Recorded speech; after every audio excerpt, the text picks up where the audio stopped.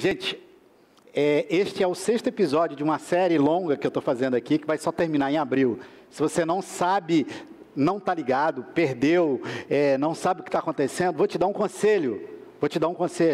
Não assiste Luciano Huck, você só assiste Luciano Huck quando o Felipe for lá, e aí não assiste televisão, cancela Amazon Prime, Netflix, cancela tudo, vai lá e maratona os 5 episódios anteriores desta série que eu estou fazendo aqui. A gente está botando a lupa em cima da vida de Jesus, eu estou pensando alguns momentos da vida dele, para a gente entender como a vida dele transforma a nossa vida. E aí, hoje eu queria te pedir ajuda da tua imaginação. Eu admiro muito, e ultimamente eu tenho procurado cultivar isso, eu admiro muito a arte da fotografia, por exemplo, alguém que tira uma fotografia bem feita, profissional, a cena, né, da televisão, aquela cena bem feita, bem iluminada e tal. E eu, por exemplo, tenho o hábito de todo dia de manhã, muda uma tela do meu computador, eu paro, fico olhando cada detalhe, às vezes uma situação de neve e tal, e ali eu fico olhando a árvore, tentando me inserir naquela paisagem que eu estou vendo. Eu já percebi que a iluminação ela tem um poder muito grande. Então, se você puder imaginar o seguinte, você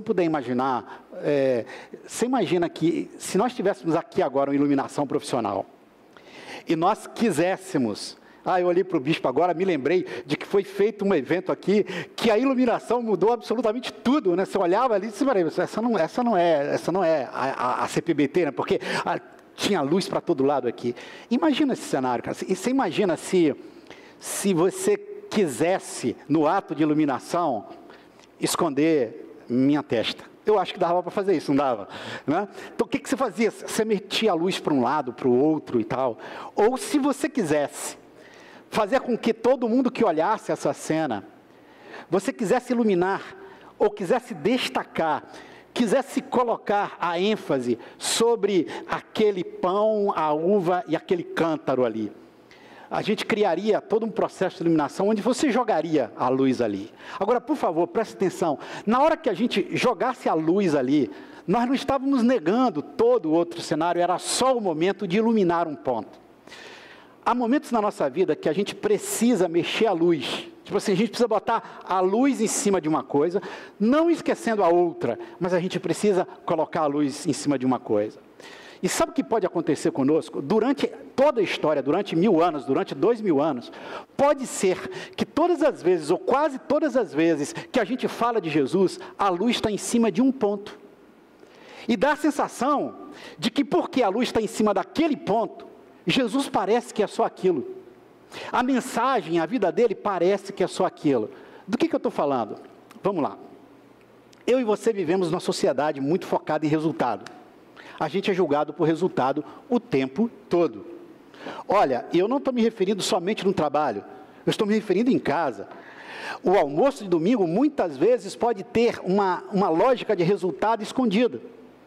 Pode ser que pai e mãe falem com mais orgulho de um filho do que outro, isso num processo até inconsciente, por causa do sucesso aparente de um e do fracasso evidente de outro. A gente está o tempo todo lidando com o resultado. Sabe, hoje você vai para casa, você descansa, amanhã você vai pegar teu com transporte, você vai para o teu trabalho. Sabe como é que você vai ser julgado no seu trabalho, em última análise? Você não vai ser julgado porque você necessariamente é uma pessoa boa, necessariamente você é uma pessoa sábia, você vai ser julgado pela quantidade de resultado que você entrega, ponto. E isso vai entrando na gente, a ponto da gente estruturar dentro de nós a seguinte concepção terrível: eu sou aquilo que os meus resultados valem. Acontece que essa lógica também pode se inserir na religião e pode fazer com que a gente veja Jesus a partir da lógica do resultado. Enigmático ainda? Vamos lá, chego no ponto. Não foram poucas as vezes que eu vi, percebi, mesmo falei, do seguinte, de que a presença de Jesus na nossa vida transforma a nossa vida. Que caminhar com Jesus A gente, ao viver com Jesus, ao, adotar a vida de Jesus, um caminho religioso, isso inevitavelmente, ou melhor dizendo, isso transformaria a nossa vida. Claro que existem casos extremos do tipo, você foi à igreja hoje? Fui. Sua vida foi transformada? Ou tem aqueles casos clássicos que você diz assim, cara, impressionante, você está há mais de 10 anos indo ali e você ainda fala e faz isso. É impressionante como a nossa lógica, ela passa por essa coisa, né? Se eu estou frequentando algum lugar, se eu tenho a presença de Jesus na minha vida, então transformações têm que acontecer. Lembra do negócio da luz que eu falei? Lembra que quando você coloca a luz em cima de uma coisa, você não nega a outra? Eu quero colocar a luz em cima, não da transformação hoje, mas eu não quero negar o fato de que caminhar com Jesus é ter a sua vida transformada. Eu só não quero jogar a luz em cima disso, porque eu acho que já tem luz excessiva em cima disso, e luz de menos em cima daquilo que eu quero mostrar para vocês nessa manhã. A gente foca o tempo todo nessa coisa de, cara, se eu fizer, se eu caminhar, se Deus está na minha vida, então a transformação acontecerá. Então a transformação acontecerá. Não se esqueça que transformação é resultado. Não se esqueça que quando eu digo assim, se Jesus está na minha vida, transformações vão acontecer, ainda que eu não queira, eu estou trazendo a lógica de resultado. Aquela lógica onde diz, alguma coisa tem que acontecer, visivelmente, algum resultado eu tenho que ter. Por isso que quando eu disse para vocês que eu queria jogar a luz em cima, e quando eu venho ao longo dos últimos 2, 3 anos, tentando dizer, Jesus não é só o nosso Salvador. A mensagem e a vida de Jesus não deve ser reduzida somente à questão da salvação. Sabe por quê? Porque salvação é resultado. Salvação peraí, o que tem aí para mim? Então eu caminho, faço isso, tem salvação. Eu não vou esquecer nunca, um dia que eu conversei com uma pessoa, e eu falei para ela sobre esse negócio de salvação, eu falei, pá, se você aceitar Jesus, aí ele olhou para mim e falou assim, cara, onde é que eu assino? Rapidinho, me dá para eu assinar, eu quero esse negócio rápido, eu quero esse negócio rápido. Tratava-se de um homem de negócios. O que um homem de negócios quer? O que um homem de negócio quer? Eu quero fechar o negócio da maneira menos dolorida possível, eu quero maximizar o meu retorno. A religião pode fazer isso com a gente, a lógica espiritual pode fazer isso com a gente. Eu não esqueço o olhar de decepção, quando um dia eu falei para uma pessoa, ela falou assim, mas peraí, quer dizer que eu oro e nada vai acontecer na minha vida? Eu sempre falei, pode ser que sim. E ela falou assim, mas qual é a lógica disso? Todos estamos contaminados com essa lógica do resultado. De novo, então você está dizendo, Badu, que transformação não é importante, de que a vida com Jesus não transforma a nossa vida? Não, eu só estou botando a luz num outro lugar, sem negar este lado daqui. Aliás, nos últimos, 30 anos, eu já perdi a conta, todo domingo eu tenho enfrentado isso aqui, um auditório, tenho falado para pessoas e tal. E se você pudesse me perguntar qual é a minha mensagem preferida, foi uma que eu preguei sobre a vida de Davi. Quando Davi estava ali por volta dos 30 anos de idade, e eu preguei sobre a importância da gente ter conquistas na nossa vida. A importância da gente conquistar, da gente sair do lugar. Falei de maneira clara a importância da gente entregar o resultado. A importância da gente sair da sombra, da gente assumir as rédeas da nossa própria vida e dizer, chega de ficar me colocando como alguém aqui plantado num lugar à sombra da existência. Não. Eu preciso conquistar alguma coisa. E eu acredito profundamente nisso. Eu só hoje quero colocar a luz num outro lugar. E aí, meus caros, a essa altura você já pode estar dizendo assim, mas afinal de contas, qual é a luz que você quer colocar? Que lugar que é? O projeto de Jesus não é prioritariamente transformar a nossa vida. A mensagem de Jesus não é prioritariamente a mensagem de transformação da nossa vida. O que Jesus veio dizer é, eu estou contigo.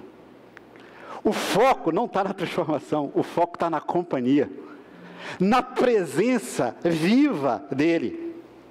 E se nós fôssemos ensinados, se nós fôssemos de alguma maneira incentivados a cultivar essa presença na nossa vida, sabe o que aconteceria com a nossa vida? Transformação. O que a gente faz? A gente coloca a luz sobre o resultado, a gente coloca a luz sobre o final da jornada e esquece de curtir a jornada. A grande promessa, a grande revolução que Jesus veio trazer para a gente foi a seguinte: eu estou com vocês no matter what. Não importa o que, eu estou aqui. Por favor, não pensa que Jesus é Cristiano Ronaldo que diz, calma, eu estou aqui. Não. Mas o que Jesus quis dizer?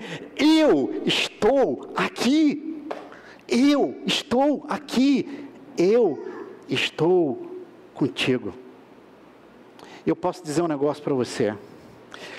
Aquilo que separa as pessoas é o grupo que consegue sentir e cultivar essa presença, do grupo que passa a existência sem isso.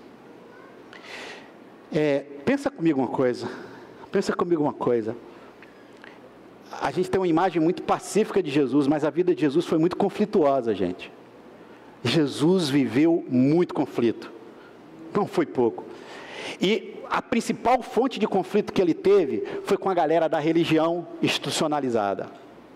E você sabe qual era a lógica? Você sabe por que a lógica de Jesus batia de frente com a lógica da religião institucionalizada? Porque a religião dos seus dias dizia o seguinte: se você quiser fazer parte da igreja, você tem que se consertar primeiro. Não é isso que a gente faz até hoje. Talvez alguns aqui nem saibam do que eu estou falando, mas a gente tem uma cerimônia que é a ceia, onde a gente parte o pão, bebe o vinho, e durante anos e anos, várias igrejas sempre trabalharam com a seguinte lógica: você tem pecado, você não participa.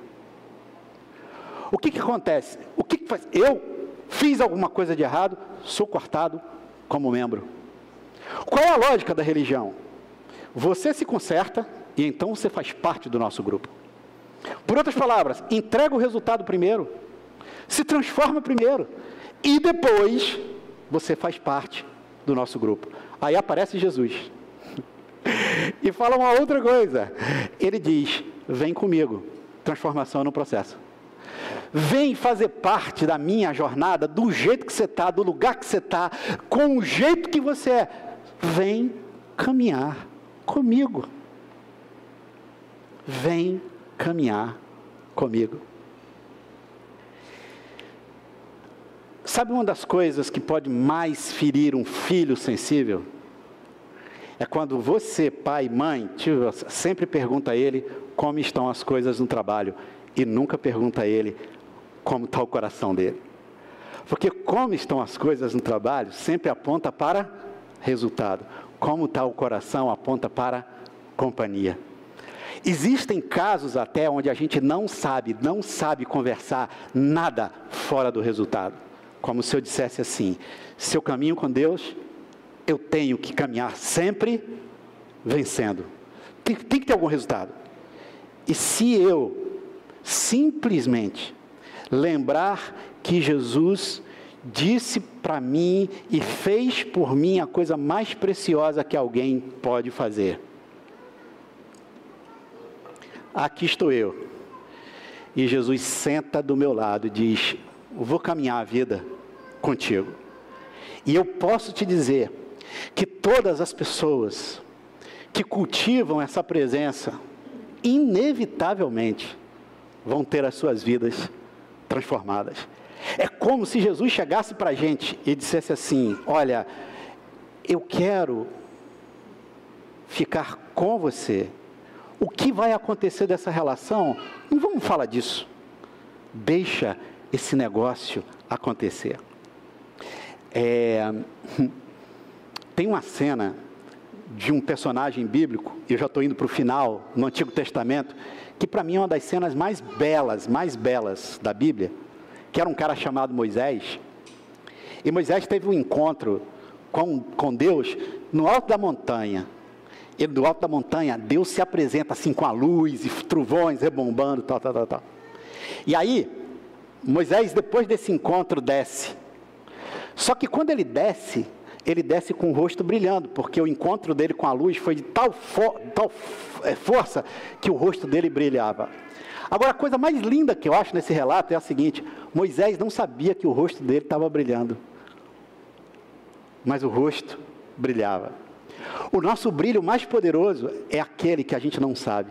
A nossa transformação mais evidente é aquela que muitas vezes não está no nosso olhar. A transformação, ela vem desse ato de caminhar com, no final das contas, Jesus sempre disse o seguinte: olha, não prometo um mar de rosas para vocês. Atenção, galera que conhece a fala de Jesus há mais tempo. Ele diz: no mundo vocês vão ter aflições. Opa, já frustrou a lógica do resultado, não é? Já frustrou a lógica. No mundo, vocês... Posso traduzir o que Jesus quis dizer para os dias de hoje? Lá vai: no mundo vocês terão tretas. Mas eu venci o mundo e eu estou do teu lado. Sabe esse negócio de céu? Esse negócio de céu? Que projetado pela religião institucionalizada, só vai ser aqueles que fazem parte do grupo. Talvez a grande surpresa se dê por uma porção de gente que não teve a vida tão transformada como a gente precisa, mas que cultivou um senso maravilhoso de presença. Você já se encontrou com alguém, honestamente, você já se encontrou com alguém na família, a pessoa é toda assim, meio toda torta por padrão familiar, mas é uma pessoa adorável, já reparou? Você senta com ela e parece que tem vida ali dentro, e a vida dela está lá meio torta e tal. Peraí, você está defendendo que a vida das pessoas deve ser torta? Não, eu estou botando a luz em cima de uma coisa, eu só estou botando a luz em cima de uma coisa que, via de regra, a gente não olha. A luz que eu quero que a gente coloque hoje pela manhã é que a companhia, a presença, chega a ser mais importante do que a transformação. E o grande chamado de Jesus é para que a gente viva com Ele. A transformação, ela vem simplesmente a caminho. E se eu ainda não fui capaz de provar aquilo que eu estou querendo transmitir para vocês, aqui vai. Qual é o livro mais assustador da Bíblia? Pode falar, gente, na boa. É o livro de... Meu Deus do céu, não leia Apocalipse quinta-feira, meia-noite. Não faça isso. No livro assustador de Apocalipse, tem uma cena que Jesus diz assim: eis que estou à porta e bato. Se porventura alguém abrir a porta, eu vou entrar e vou transformar a vida dessa pessoa. Eis que estou à porta e bato. Se alguém abrir a porta, eu vou sentar e vou ceiar com vocês. Por outras palavras, bati na porta, abriu, tem feijoada, vamos sentar juntos. Um chopp gelado cai bem, vamos sentar juntos. E vamos conversar das coisas da vida. E vamos abrir espaço para as coisas que dizem respeito a mim e a você. E eu posso dizer uma coisa: as pessoas mais abençoadas na existência são aquelas que têm pessoas que são capazes de sentar ao seu lado, sem ter a expectativa de que você se conserte, de que você faça isso. Simplesmente estão interessadas em você. Simplesmente estão interessadas em você. Termino dizendo para vocês que essa semana eu estava preparando um negócio que eu quero fazer aí no futuro, e eu me assustei e me encantei com uma coisa. Todos os deuses na antiguidade sempre exigiam sacrifícios para dar alguma coisa para as pessoas. Sempre, sempre, sempre. E eu ouvi um cara dizendo o seguinte: eu casei com essa menina, os pais dela nunca acharam que eu era bom o suficiente para ela. O que eu fiz? Caí dentro do trabalho. Hoje, nós temos a casa, nós temos o carro, nós temos a conta, nós viajamos para as férias. E aí ele termina o relato chorando e dizendo: mas os seus pais ainda acham que eu não sou bom o suficiente para elas. Cara, quando eu ouvi aquele relato, me deu a vontade de abraçar esse cara e dizer: não precisa entregar esse resultado. Me deu vontade de dizer: você pode até não ser bom o suficiente, mas tem alguém que saiu do seu lugar e disse: eu quero estar com você. A luz está aqui.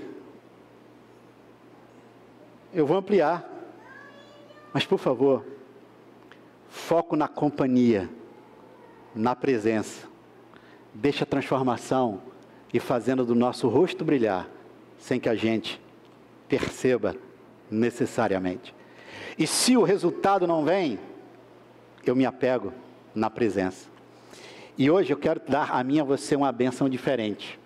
Será que você pode fazer assim? Eu vou fazer assim somente por uma questão simbólica, tá? Eu queria te pedir, não feche os teus olhos não. Olha aqui para mim, eu vou botar uma luz que vai sumir aqui a minha testa, tá bom? Eu queria desejar para mim e para você que a gente enxergasse Jesus na hora que o bicho estivesse pegando na nossa casa. Alô, casais. Que na hora da briga, na hora dos pecados, na hora das coisas mais sérias, que um rasgo de luz da presença de Jesus te pegue ali naquele momento. Eu queria ministrar para mim, para você, que apesar do trabalho nem sempre ser o ideal, apesar da coisa não acontecer do jeito que a gente quer, que seja o que você faça na tua vida, que você aprenda, busque, que eu e você, a gente cultive o senso dessa presença. E agora eu quero pedir uma coisa mais arriscada. Que mesmo no meio de crianças soterradas, de alguma maneira no meio desse desespero que desafia a nossa fé na presença de um Deus amoroso, sejamos sinceros, que a gente encontre presença nisso tudo. Eu quero te dizer que não importa o que eu e você vivamos ou sejamos nessa vida, se a gente vai ser mais transformados, menos transformados, não se preocupa com isso. Que eu e você, a gente se preocupe com a beleza da presença dele na nossa vida. E que esse brilho, ele venha como consequência. Que eu e você, que nossos filhos, que as pessoas que a gente mais ama, que esse mundo perceba a presença, que está interessada na gente, e que a transformação será uma maravilhosa consequência disso. Amém? Amém? Amém? Que seja assim, que seja assim, que seja assim na nossa vida.